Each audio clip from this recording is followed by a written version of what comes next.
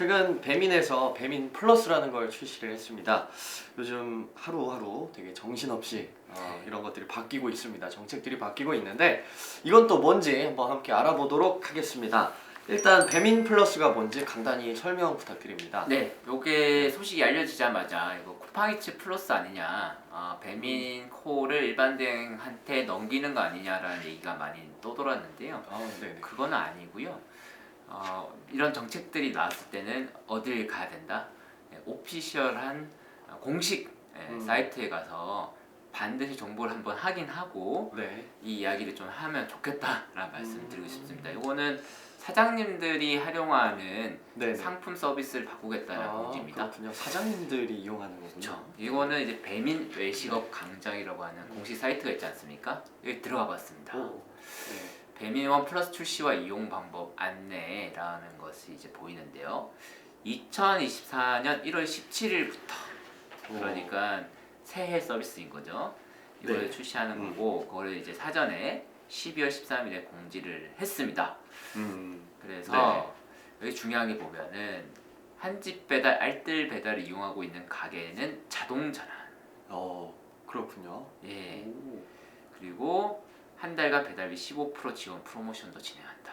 그러니까 이거를 네네. 그렇군요. 밀어보겠다라는 건 확실해 보입니다. 그래서 주요 내용을 보면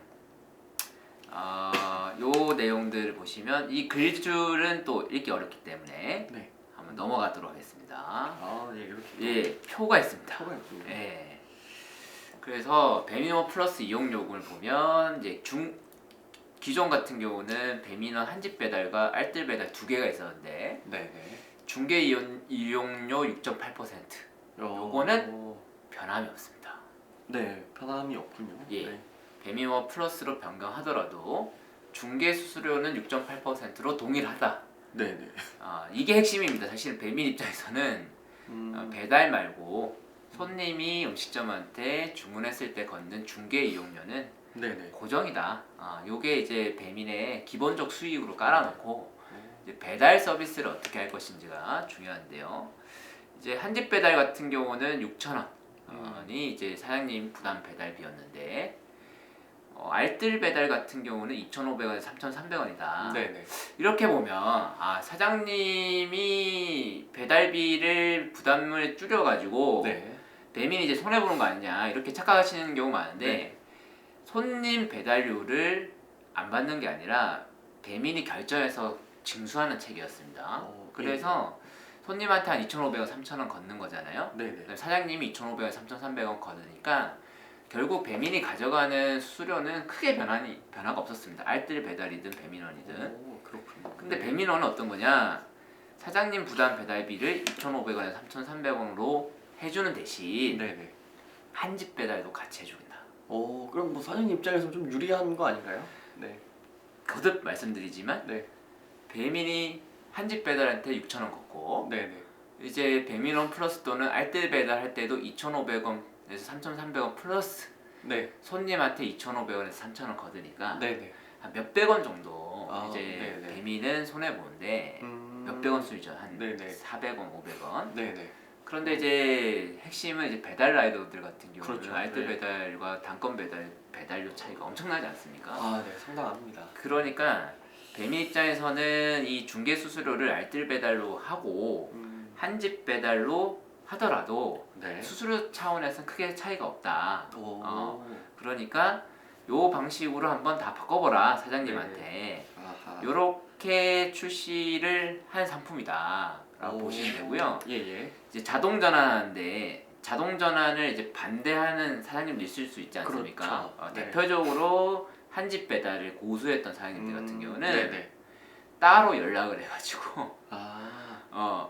이 전환 동의를 해제할 수 있는데 고객센터에 전화를 해야 돼요. 연락을 네네. 해야 됩니다. 그래서 이것이 또 귀찮다. 이게 그게 연락이 잘 안 된다. 이런 문의들도 현재 올라오고 있는 상황입니다. 그렇군요. 뭐 면집 사장님들이나 이런 분들은 좀 전환에 반대하실 수도 있을 것 같아요. 그럴 수 네. 있죠. 그럼 우리 일하는데도 되게 상당히 큰 영향이 있을 것 같은데 지난번에 이제 라이더 TV에서 다뤘던 구간 배달 그리고 한집 배달 약관 변경과 좀 관련이 있는 사안인가요? 그렇죠. 지난번 방송에서 저희가 네. 뭐 요 문제에 대해서 지적을 했던 건데 네네네. 일단은 한집 배달과 알뜰 배달이 섞임으로 해서 실제 이제 전반적으로 보면은 전체적으로 묶음 배달인 거고 한집 배달은 단지 픽업 후 바로 네네. 배달한다. 이런 의미인 거죠. 네네. 그러니까 이건 묶음 배달 속에서 흐름 속에서 큰 차이가 없는 네. 전반적으로 봤을 때 큰 시장으로 봤을 때는 묶음 배달로 간다. 이거를 라이더 약관 변경을 통해서 일단 확보해 놓고 네네. 그다음에 자영업자에서 배민 원 플러스 상품을 출시하는 거죠. 그러니까 명백한 배민 측의 경영상 철학 방향의 전환을 보여주는 거다라고 보고 있습니다. 이 배민이 요즘 되게 큰 변화들을 계속 좀 추진하고 있는 것 같은데 왜 이럴까요? 뭐 요즘에 참 얘기가 많아요. 뭐 배차 방식도 좀 바뀌었다고 하고 네. 이런 것들 때문에 좀 불편을 겪는 분들 많이 계시고 네. 뭐 여러 가지 있습니다. 그 이유 무엇입니까? 네. 일단 전반적으로 목표는 제가 보기에는 자동화입니다. 어떤 자동화냐면 여러 건의 배달을 묶어서 네. 배달하는 자동화 시스템을 만들겠다. 이거 인간의 개입 없이. 이게 최종적인 목표인 것 같은데 네. 지금까지 어쨌든 바로 배달 이 AI 발전을 중심으로 했다고 한다면 네. 지금은 묶음 배송 자동화. 그래서 묶음 네. 배송 자동화에 걸맞는 요금 책정 네. 요것이 좀 목표다라고 생각하는 거고 그 와중에 지금 발생하는 대표적인 문제가 기상할증 자동 적용 문제입니다. 그러니까 기상할증도 자동화해서 바로바로 시스템에서 넣겠다라고 하는 건데 잘 안 되고 있는 거잖아요. 그렇죠. 이게 자동화 근데 보도 자료까지 냈단 말이에요. 배민인데 기사 네. 내용을 봤습니다. 네. 근데 이게 제대로 되는지는 알 수가 없고 기상청 정보를 어떻게 활용하는지도 지금 알 수가 없는 겁니다. 그렇죠. 이게 알고리즘 문제인데 요거를 기상할증부터 배차, 묶음 배차 그리고 묶음 배차에 따른 배달료 이 배달료는 라이더가 가져가는 배달료뿐만 아니라 알뜰 배달에서 이제 소비자가 네네. 부담하는 배달료를 자동으로 결정한다고 하지 않았습니까? 네네. 그럼 소비자 부담의 배달료 역시도 자동화. 어, 그 다음에 이제 배민원 플러스까지 네. 여기에서는 묶음 배송과 바로 배달을 잘 배차해야 되거든요. 네네. 그 다음에 이제 조리대기 통제까지 들어가는 거 아닙니까? 네네. 그렇죠. 그러니까 전반적으로 경영 철학이 바뀌었다. 그러면은 요거는 보편적인 알고리즘 시스템을 만드는 걸 최종 목적으로 하는 것 같다. 그리고 일종의 이거는 구조조정의 일환이다. 어떤 구조조정이냐면 네. 비용 절감을 하기 위해서 알뜰 배달, 묶음 배송으로 가는데 여기에 걸맞는 자동화 시스템을 만드는 과정에서 그러니까 결국은 비용 절감과 네네. 수익 극대화인데 여기에서 자동화 시스템에서 발생하는 여러 문제들을 라이더들이 감당하고 있는 상황이다. 그리고 사장님도 역시 같이 감당하고 있기 때문에 이런 정책 변화들이 계속해서 있을 것 같다라는 예상입니다. 진짜 지금 같은 시기에 계속 자동화되는 부분이 참 거기서 이제 뭐 기상할증 미적용도 발생하고 어떤 문제들이 계속 발생하는데 라이더로서는 되게 지금 부담이 되는 상황이라고 볼 수 있을 것 같고요. 그냥 궁금한 건데 이제 1번 배차 우리가 이제 배민하면서 찾긴 했었는데 그럼 배민의 철학에 의하면 뭐 추후에는 아예 일반 배차가 폐지될 수도 있다고 보십니까?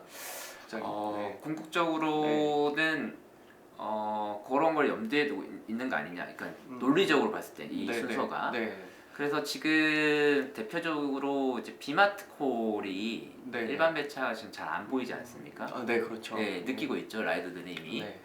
그러니까 그것도 사실은 자동화 전략의 하나다. 그러니까 사실 숙련 네. 노동자라고 하는 것이 필요가 없고 프로그램을 잘 만들어서 이걸 보편적 프로그램으로 만들겠다. 이제 국제적 전략일 수도 있는 거고요. 그다음에 고정적인 요금들을 최대한 줄이고 네네. 그다음에 변동적인 부분들을 확대해야 되는데 그렇죠. 요금제를 실시간으로 바꿔야 되잖아요. 네네. 고정은 줄이고 그렇죠. 이러려면 인간이 이걸 일일이 하려고 하다 보면 한계가 있습니다. 네. 그러려면 데이터를 바탕으로 자동화를 해야지 이게 효율적으로 비용 절감과 구조조정이 가능하다라는 거예요. 그러니까 이거는 배차도 마찬가지인 겁니다. 왜냐면 음. 실시간으로 변동해야 되는데 그거에 대해서 인간이 일일이 대응하기가 쉽지 않기 때문에 이 데이터를 바탕으로 해서 어떤 특정한 패턴들, 알고리즘이라고 부르죠. 요거를 고도화하겠다라는 전략이라고 네. 보고 있습니다. 네. 이 또 자동화랑 별개로 이렇게 정책이 자꾸 바뀌니까 우리 라이더들 일상도 계속 무너지고 바뀌고 업무 방식도 새롭게 또 적용해야 되는 불편함이 있는데 이런 부분들을 좀 해결하기 위해서는 어떻게 우리가 좀 힘을 좀 가져볼 수 있을까요? 네, 대표적으로 결국에 라이더 유니온이 몇 년간 계속해서 주장했던 것이 알고리즘 문제 중요하다 이렇게 얘기했는데 사실 많은 분들이 호응하진 않았습니다. 네. 그러니까 뭐 라이더 유니온 어려운 말 한다, 뭐 이렇게 음. 얘기를 많이 하셨는데 네네. 결국에는 산업이 이쪽으로 갈 거다. 특히나 배민이 지금 거의 독점적 사업자가 되어가고 있기 때문에 네. 시장에서 이런 실험들을 매우 과감하게 할 수 있는 상황이다. 물론 지금 네네. 겨울이기 때문에 그나마 우리가 탈만하지만 네. 내년 봄부터, 그러니까 1월 17일이 이제 알뜰벳 그 배민원 플러스가 도입되고 1월 17일 이후에 봄부터는 본격화될 거다라고 보고 있습니다. 그래서 네네네. 결국에는 알고리즘에 대해서 우리가 정보에 대해서 정확하게 알고 협상할 수 있는 권한 계속해서 얘기하잖아요. 네네. 그리고 그렇죠. 이걸 지금 윤석열 대통령이 플랫폼 독과점 계속 비판하는데 그렇게 접근하면 이제 시장적 접근이기 때문에 중요한 거는 플랫폼에 대해서 알고리즘에 대해서 공개하고 노동조합이나 라이더들이 이걸 협상할 수 있는 협상권을 주는 네네. 것으로 플랫폼을 규제하는 것이 중요하다라는 네. 말씀을 드리고 싶고 이 배민의 이 경영 철학 방향은 결국 딜리버리 히어로와 같은 경영 철학으로 가는 거거든요. 해외 네네. 사례 비슷하게. 음. 그렇다고 한다면 이제 국제적 대응. 네네. 국제적 대응이요. 예, 딜리버리 네네. 히어로 아시아 시장에서 네네. 상당한 영향력을 발휘하고 있기 때문에 결국에는 우리가 국내 배달 노동자를 넘어가지고 국제연대를 통해 가지고 이 알고리즘이 국제적인 전 세계 노동자들 네네. 다 통제하고 있다. 이런 얘기를 통해서 압박하고 협상하고 그다음에 양보를 얻어내고 이런 방식으로 투쟁을 만들어야 된다라고 생각합니다. 예. 네, 그렇군요.